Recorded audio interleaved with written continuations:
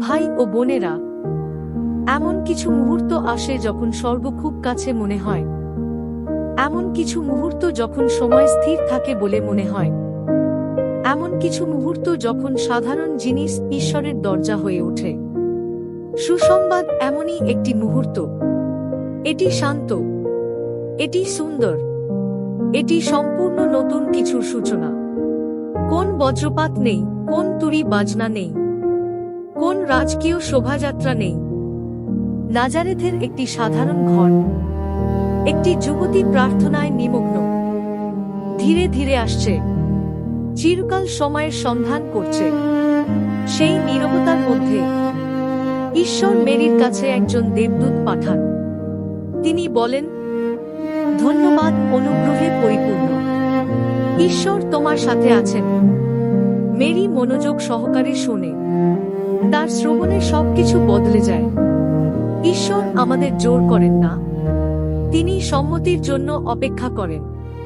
অসীম আমাদের মধ্যে বসবাসের জন্য সীমাবদ্ধ মানবতার কাছে অনুমতি চান। সেন্ট ইরেনিয়াস আমাদের স্মরণ করিয়ে দেন, হবার অবাধ্যতার ফলে সৃষ্ট গিট মেরির আনুগত্যের মাধ্যমে খুলে যায়। এদেনে যা ভেঙে যায় তা নাজারেথে সেরে উঠতে শুরু করে। প্রথম হওয়া ঈশ্বরের বাক্য থেকে মুখ ফিরিয়ে নিয়েছিল। নতুন হওয়া বিশ্বাসের সাথে তা গ্রহণ করেছিল।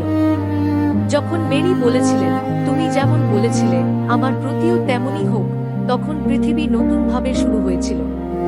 এটা শুধু মেরির গল্প নয়, এটা আমাদেরও গল্প।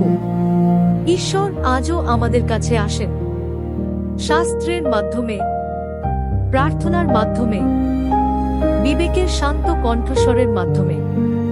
যখনই আমরা ঈশ্বরকে হ্যাঁ বলি, খ্রিস্ট আমাদের হৃদয়ে নতুন করে জন্মগ্রহণ করেন। আবির্ভাব এমন একটি সময় যা আমাদের হ্যাঁ বলতে শেখায়। স্পষ্টের আগে বিশ্বাস। বিশ্বাস সব উত্তরের জন্য অপেক্ষা করে না।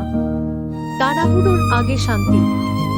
শান্তিতে বাক্য বৃদ্ধির জন্য জায়গা খুঁজে পায়। স্বার্থপরতার আগে সেবা। ঈশ্বরের সাথে সত্যিকারের সাক্ষাৎ আমাদের সর্বদা অন্যদের ভালোবাসার জন্য অনুপ্রাণিত করে। কিছুক্ষণের মধ্যেই যিনি মরিয়মকে লুকিয়ে রেখেছিলেন, সেই পবিত্র আত্মা এই বেদিটিকেও লুকিয়ে রাখবেন। রুটি এবং দ্রাক্ষারস খ্রিস্টের দেহ এবং রক্তে পরিণত হবে। বাক্য আবার মাংসে পরিণত হবে এখানে আমাদের মধ্যে। প্রিয় ভাই ও বোনেরা, দূতের বার্তা আজ প্রতিধ্বনিত হচ্ছে, প্রভু তোমাদের সাথে আছেন। আমরা যদি মেরির মতো আমাদের হৃদয় খুলে দিই, তাহলে আমাদের জীবনের সবচেয়ে সাধারণ জায়গাগুলিও ঈশ্বরের বাসস্থানে পরিণত হতে পারে।